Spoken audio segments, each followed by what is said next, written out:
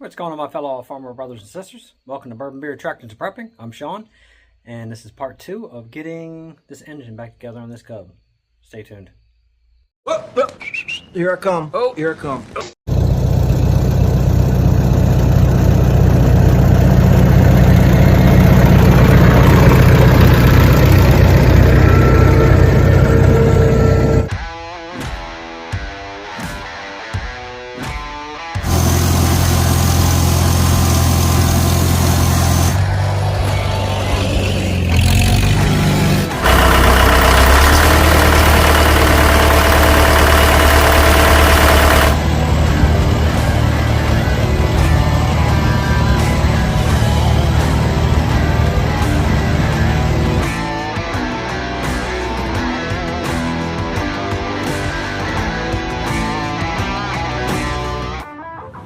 Alright, so it's about that time to go ahead and start putting this thing back together.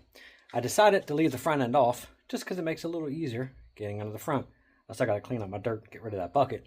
But I'm going to spin this around, and we're going to talk a little bit about the engine before we actually start putting it together. So let me spin this around.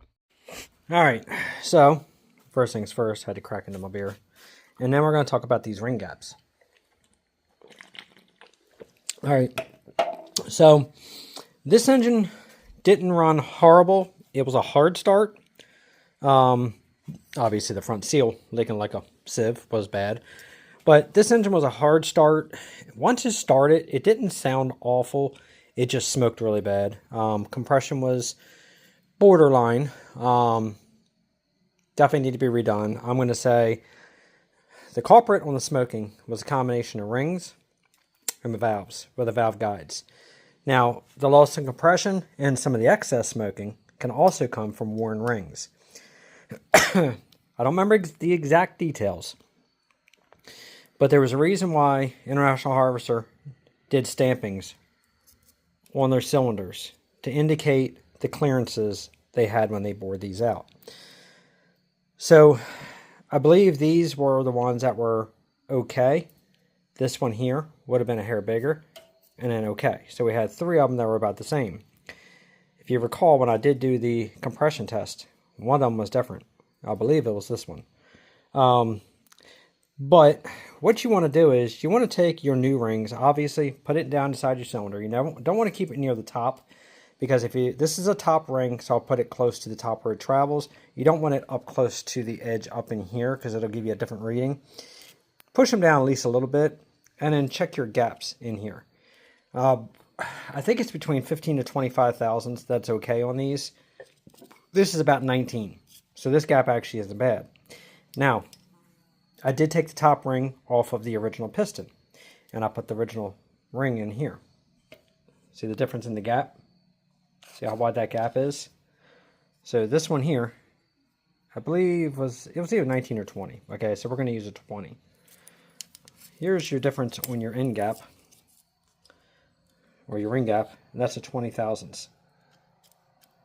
That's a pretty big gap compared to what they want at factory. So, rings do wear. They wear on the sides when they go up and down, and they can wear your cylinders as well, which will open them up. If you do have a standard bore, and your cylinders look okay, and you put your brand new rings in, and it looks like this, you're probably going to have to order a set of rings that are about 20 thousandths over. And then you're going to have to follow your rings to make them fit. Now, when you follow your rings and you make them fit, you have to check them at 3 different points. You have to check them at the top, you have to check them in the middle, and you have to check them at the bottom. Because if you get a perfect gap here, and you get a perfect gap in the middle, if you didn't check your bottom, you could end up having it bind up. So you got to check your rings in all 3 when you file them. But if you would have had this with a brand new set of rings like this, we would have had to order 20 thousandths over for a standard bore and put those in and probably fall fit them to get them close to where we want it. Luckily, a new set of standard rings are still good for these cylinders. But I just wanted to show you loss of compression, stuff like that, smoking, yada yada. It could be multiple different things being the culprit, but let's just say a ring gap that big isn't good. I mean, that's a lot of power lost. Valve guides, seats, that all makes a big difference. I mean, these have nice seats now cut on them. They're cut perfectly. Have a nice edge to them, nice wear mark.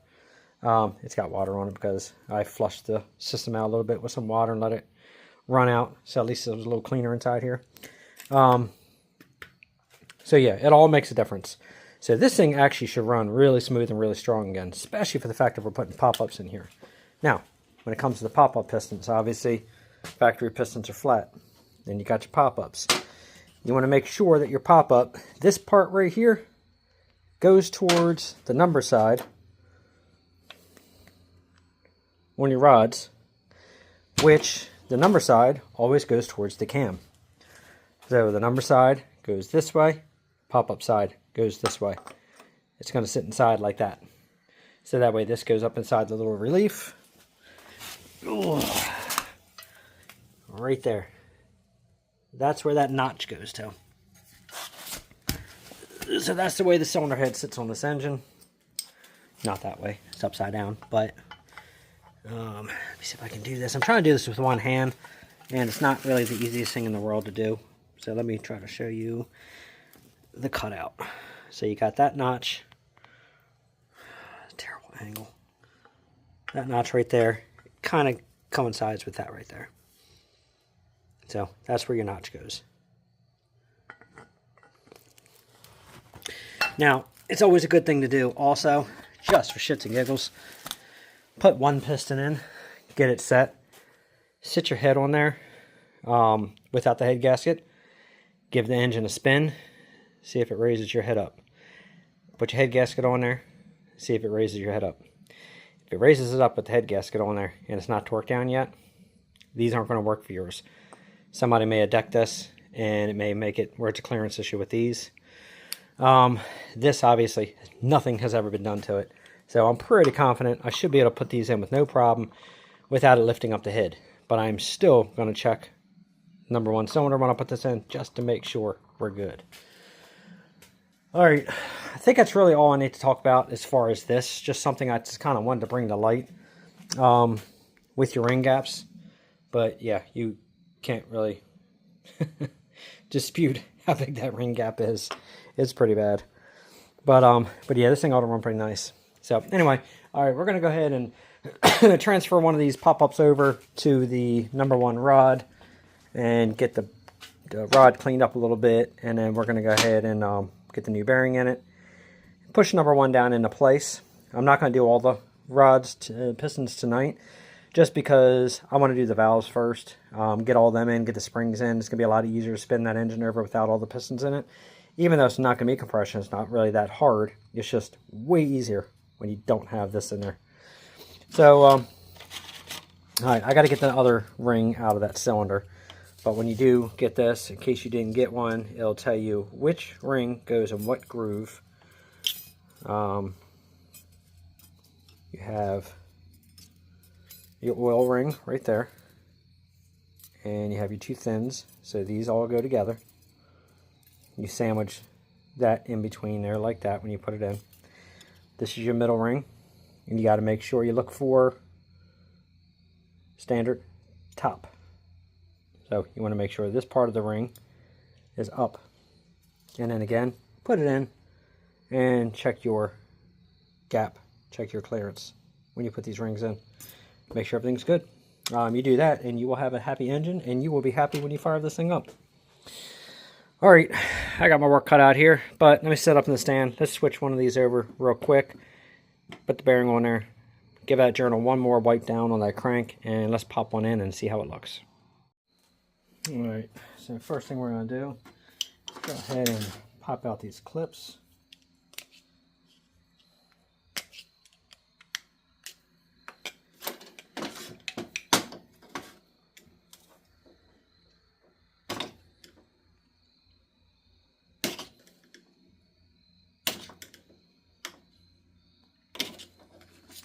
Sometimes they pop out easy, sometimes not so easy.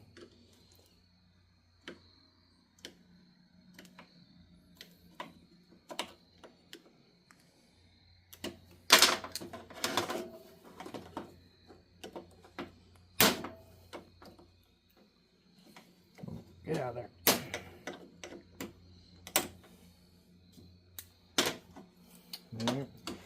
Now, maybe sometimes you can push the wrist pin through without having to pull both of them off. So I want to try my luck and see if it'll come out. Yeah, shit on it. Let me just take the other one out.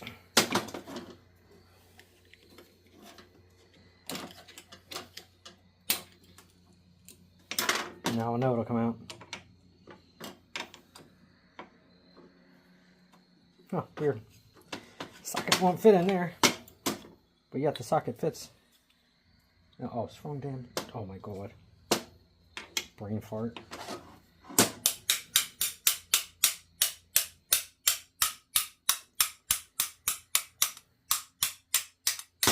I was grabbing a wrist pin instead of the socket. That's why it was exact size. Yeah, you can always tell when it's been a long day.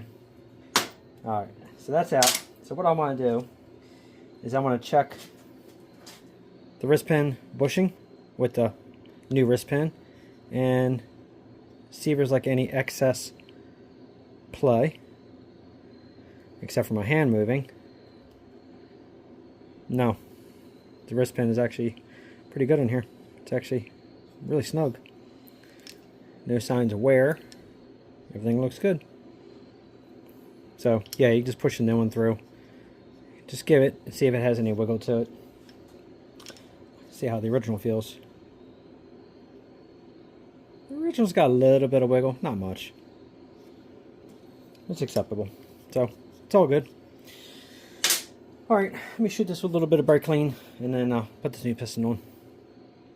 Alright, so I cleaned the rod up with a brass wire wheel, just a little bit. Didn't have to be anything spectacular, just wanted to clean it up some. And again, number. The dish part is going to go that way. That's the direction we are going to put that on.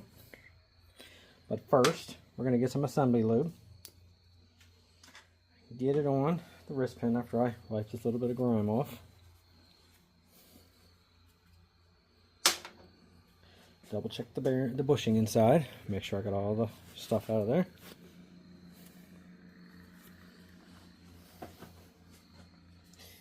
Put some assembly lube inside there.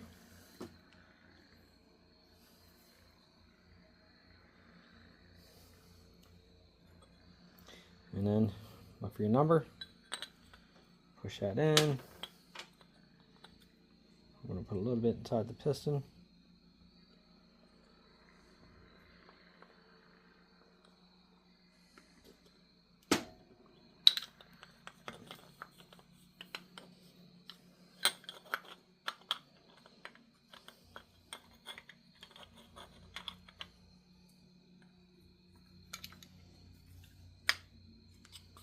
And you just easily push it right on through. Nothing crazy, nothing special. Push it in. So, if you want to make it easier on yourself, go ahead and grab your new retaining clip. Grab yourself your needle nose. Give them a little squeeze in the middle. And drop them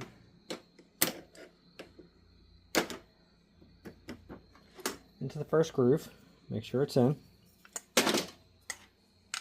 And push the wrist pin to it, tight. That gives you your second groove. Just make sure it's all the way in. Grab your second one.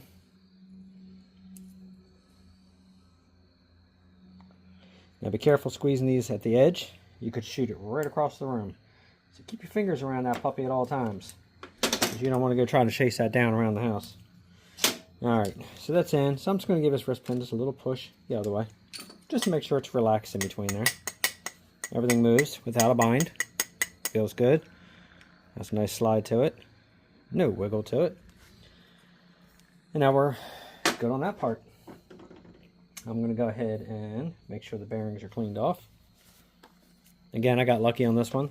The rods, the journals, everything where the rods go, everything was in great shape. Just a very, very, very mild polishing with some 2000 grit. That's all she required. I'm going to go ahead and push that bearing on down. Again, be careful doing it. And if you get it where it's just a little off, use something plastic. Give it a little tap, just like that. That's it. just right in. Second half, inside your cap. Now, if you're unsure about your size of your journals after you measured them and you think you might not have the right size, yada yada, you can always get some plastic gauge and put some plastic gauge, put it on your crank, or you can put it inside here, and then you'll actually put this back together, torque everything down, and then take it back apart, pull the little piece of plastic gauge out, and then compare it to what's on the chart, and that'll tell you if you have the proper clearance between these and your crank, because you don't want to put rod bearings and have these loose on there and then have it moving around, because then you're going to have your knocking sound, and then it's going to wear your bearings out, and then you're either going to throw a piston or you're just going to screw your crank up. So if you're unsure about it, you can check it. I don't really have to put that on. I'm not sure why I'm trying to put it on. Alright, so I like to make sure my ring orientation is mixed up. So I'm going to go ahead and, so I got my 2 oil rings there, and there's the other one right there. I'm going to move the top one around, move the bottom one away. Just give them a little bit of gap between the two. And then you want to make sure also it's not anywhere near where this was joined together. So I'm not. And then I'll take, now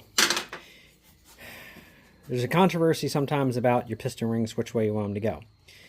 Your piston going up and down in that cylinder, this swinging, you don't really want your ring gaps at the front. So I'm going to say 12 and 6 o'clock. My personal opinion, I don't want them like that, because I feel when that piston is going up and down this way, you can cause digs in the wall because they are that direction. I always like to go at a 3 and 9 o'clock position with my ring gaps. You don't have to be exactly at 3. You can go 10, to 4 or something like that if you want to. Really don't make a difference. I just don't like to be at the 12 and 6 with my piston rings. Like I said, because that assembly is moving that way. And even though this is technically straight in the bore, I still don't like the fact of why the piston's going up down if it has that little bit of back and forth. I don't want it digging in the walls front and back. Again, everybody's got their own opinions. That's my personal opinion. All right, I'm going to shoot some oil in the cylinders, and we're going to drop this thing on in. The other thing you want to do is make sure you take pipe cleaners. Go down between the holes on your journal as well. That's always a good practice to do. Make sure you didn't get any junk down inside there. Alright, so I'm going to go ahead and put the rod bearing cap and the bolts down below. I went ahead and I put oil around the cylinder. You know what? I guess it would help if I get my ring compressor out of the box. Jeez, hang on.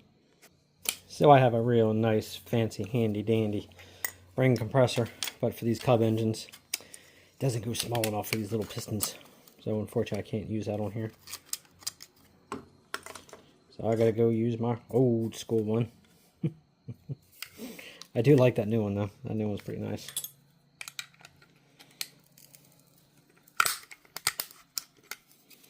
Alright, this should be loose enough to get on there. Check my ring gap one last time.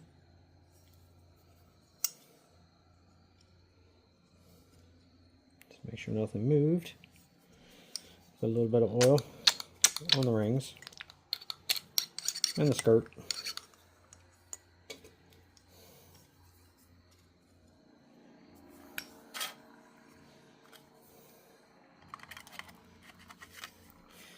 Carefully get your compressor on there without spinning your rings all around.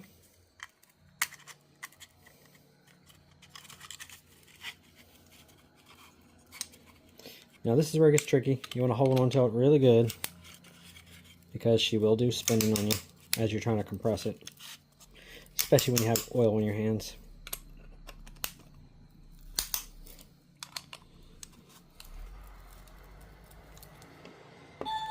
Okay, that should be good enough right there.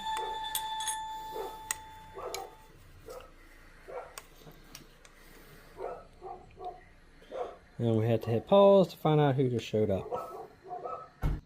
Okay, apparently delivery after delivery. Anyway, So I went ahead and put the assembly lube on the bearing. Now, you can also put a little piece of rubber hose on each one of these rods if you want to get it down without it hitting the journal. Or you can just be really careful and reach your hand underneath and guide it in. So make sure your notch is towards the cam. And again, reassurance, look for your number. Make sure your number is facing the camshaft. So we're going to get that in straight. And then you just take a wooden hammer and just give it a couple real nice light taps.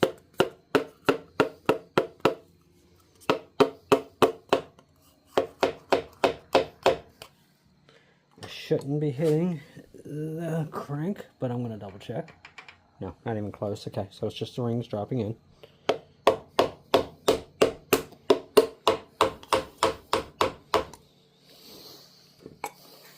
This should have been tight enough, but you never know.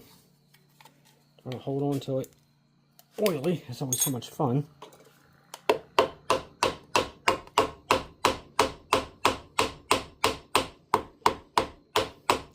Okay, so it's giving me a little more resistance than I like. So I'm going to go ahead and pull it back up and reset this compressor, and then we'll go for round 2. So just to make sure I didn't have that issue again, I went ahead and I just clamped this in the vise, let the skirt sit on top of the vise, and then just crank this thing around just a little bit more, just to make sure it's tight enough. Now, keep pushing down, because if you raise it up just a hair, that ring could shoot underneath between the compressor and the block, and then you got to do it all over again.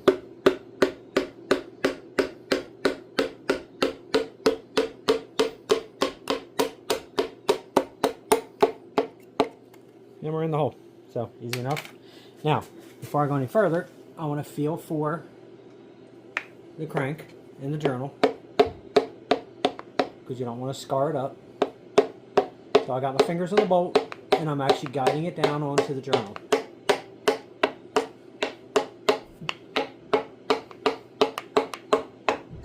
Okay, just touching.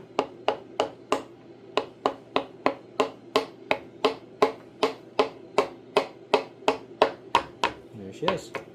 It is down on top of the crank. Alright, I'm going to go underneath, put on the rod cap. Nothing special. Just to figure out where I sat it at. Put the bolts on, and then torque them down. I'm going to have to look in the book again for the torque specs on the Cub. I know it's not much. And then we're going to go ahead and push it up, set the head on there, and let's just see if it moves. So let me grab the cap. So I'm going to pop up a picture right now. Apparently on Google, if you look up what the torque spec is on the rod bolts on these engines, it's like 137. I don't remember exactly what it was now because I just screenshotted the picture. But like 130 some foot-pounds of torque on a rod bolt? Are they out of their minds? Oh my lord. No. These little things, they're only like 16, 17 foot-pounds. They don't take much. So don't go cranking them to 100 some foot-pounds. Apparently, like Google says it's supposed to be. And AI, and we're supposed to believe in AI. Oh my lord. Anyway, let me go ahead and torque these on real fast. Alright, so she's torqued down. I did the 16. I don't know, I felt a little light. I went to 17. It's just amazing when you torque these down. It just doesn't feel like much, but it's what they call for. Alright, so we're at the top, and where it's sitting at, I don't think I'm going to have any obstruction issues.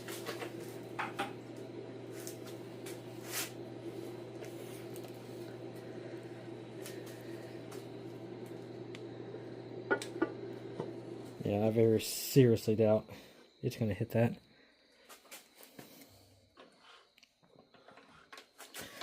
So what I'm doing is just going back and forth just to see. And the rod is down, the rod's coming back up, and it's at the top. And it ain't hitting nothing. I'm going to look in through the spark plug hole, but that's got more than enough clearance. Yeah, that's good. I can see it right there moving. So the only reason I want to double check that is because I've never run pop-ups in these. And I know it's been a 50-50 mix. Some people were like, you know, they're going to hit your head. Other people are saying they're fine. I want to find out. They're fine.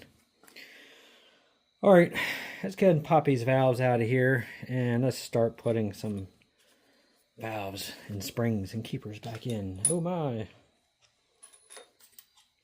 Again, you want to keep all these in their corresponding position.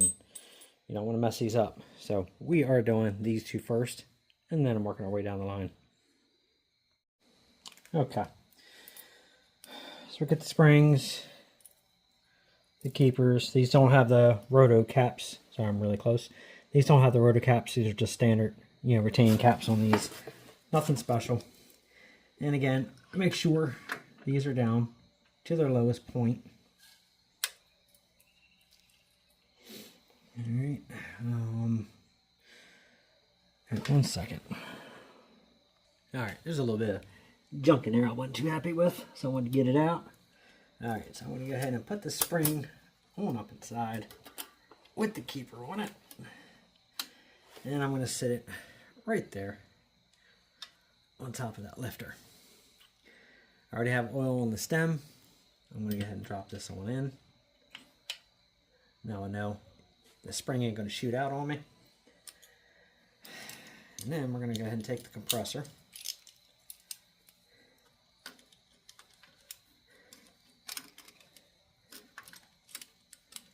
Get it positioned.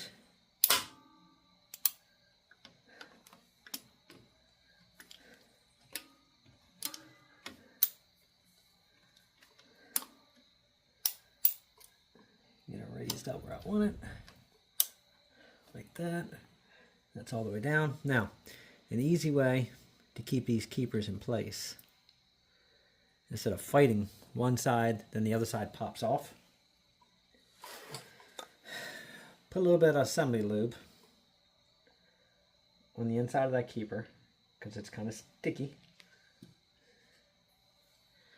You can take the first one, put that assembly lube on there, and you want to go ahead and push it into place with the angle facing upwards.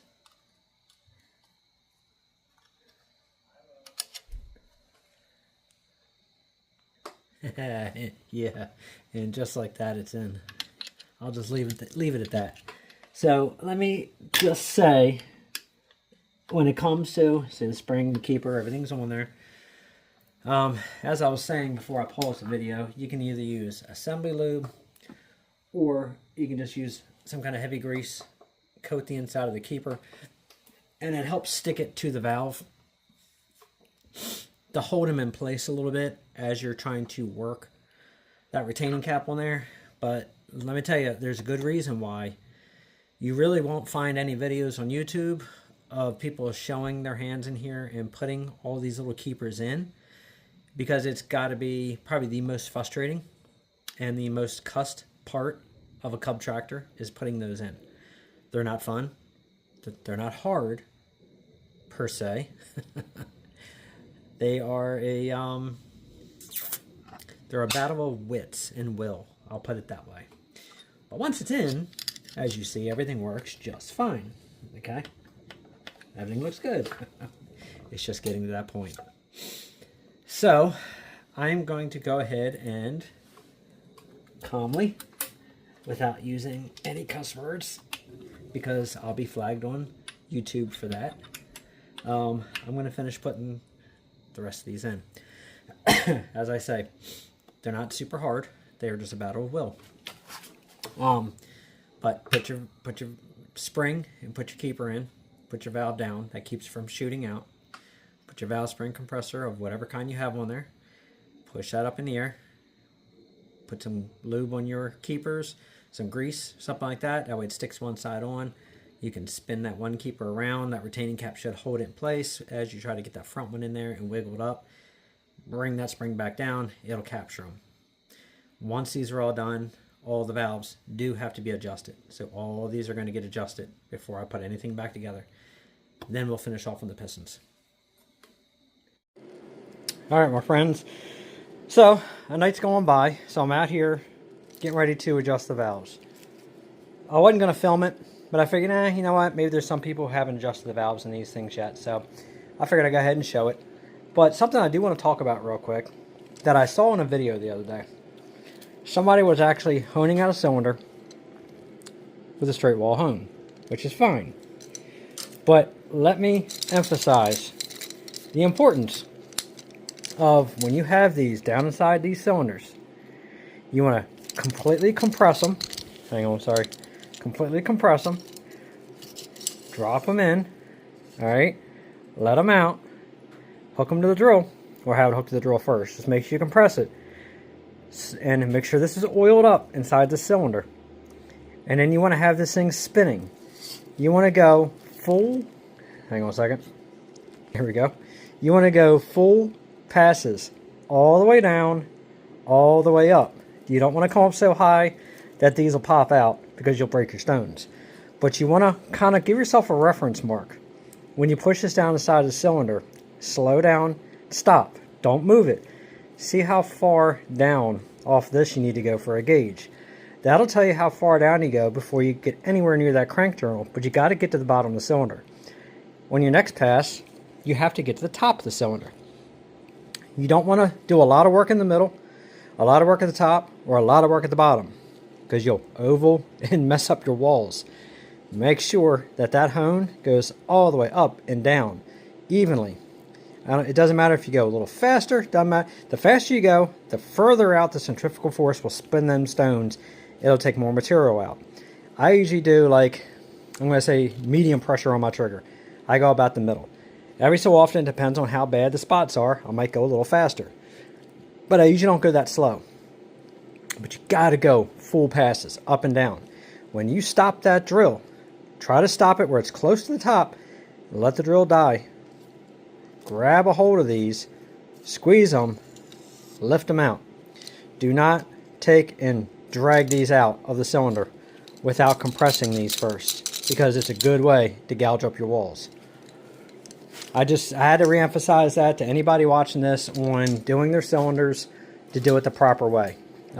Just because I saw it firsthand, there was a few comments. And again, not everybody knows exactly. Everybody has their perfect process. I'll put it that way. But there's also a way you do and you don't do it. Stopping or dragging out, you don't do. If you have a certain speed, you have a certain stone, you have a certain whatever you do, hey, if that works for you and you never had an issue, you are golden. My process, I like to use the straight wall first because it goes up and down and cleans the cylinders, and it keeps everything nice and true and straight. Once I'm done and I'm happy with the results on how everything looks, I always run a dingleberry hone there afterwards. Same process, up and down, the same amount of motion, except where when I'm ready to stop, I go ahead and spin it and right up out of the cylinder. I don't stop it in the middle of the cylinder and then drag it out. I run it right on up and out of the cylinder. To me, it just gives a real nice cross-hatch pattern. I've never had an issue with it. That's my method. And again, everybody has their own. Some people love these. Some people hate these. Some people love the dingleberries. Some people hate them. I don't like the dingleberry for the only pass, because if you do have a cylinder that's, say, not perfectly true, this will go in and out of the imperfections, and it'll make it look nice, but you're not getting a straight wall. I like this because it gives you a straight wall first, so you know you have a good cylinder, you'll have good compression. Use this just to help with that extra crosshatch for your rings. So, I know, again, a lot of people will use these for the first and the final. Don't. Go with the straight first, go with that last, or just go with this only. Don't do this both ways. Sorry to sound like I'm preaching. I just want to make sure that if you guys do this, you do it properly, and you have great results. That's all I want to tell you. Now let's go ahead and set up in the stand. Let's get to these valves. Okay. Now I'm going to reiterate. This is a very small opening to work into.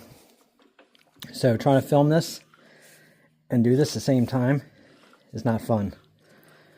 Okay. So for filming purposes, I'm going to do these two. Off camera, I'm going to do the rest, because I really can't work in this space to adjust these, and with the light right here in my way to adjust these.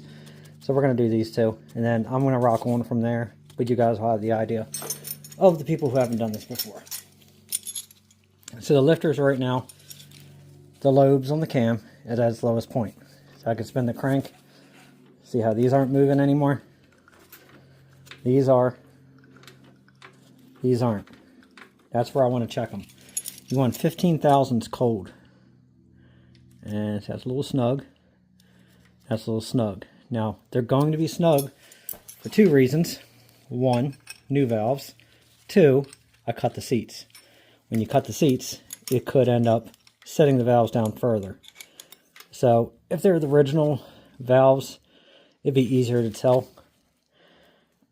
But it's not as easy to tell one here. That's tight, and I don't want to say I'll bump the camera with my arm if I go too hard one way. Let me see. I guess that's not too much in the way of the camera. So I'm trying to unlock these. Hold the bottom with the 1/2 inch, top 7/16. And I'm just trying to unlock them. Not sure why these are so tight. Just for shits and giggles. Let me try this one.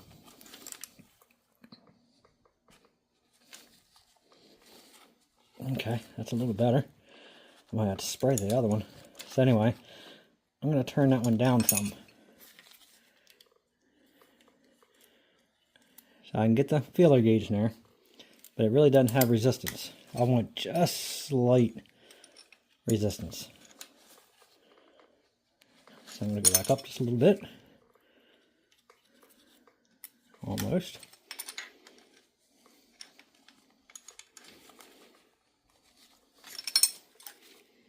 Doesn't take a lot of turns. See, just that little bit of extra turn I did was just enough to make it too tight. Yeah, it does not take a lot.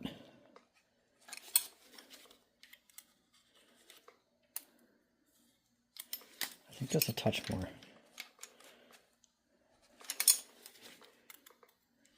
That's pretty good. It's just enough where I can feel it giving a mild drag going in. I might just close it here. Mild drag without it being tight. Just like that. I can actually feel where it goes in. Really doesn't have any wiggle to it. You can almost hear the sound when it goes in too. You want to hear that metal on metal sound.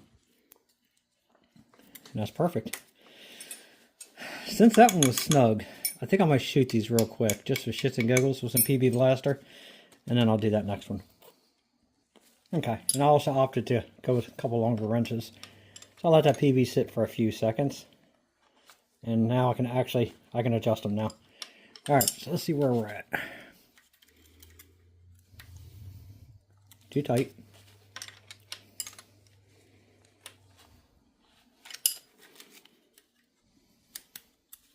Too tight.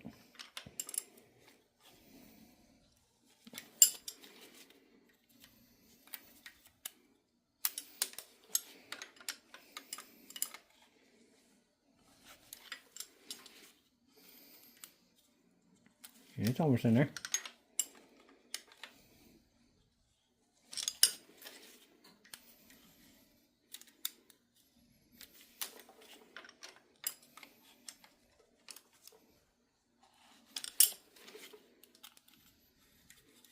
Okay, now she's going in.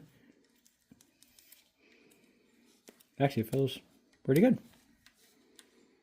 It's just about right.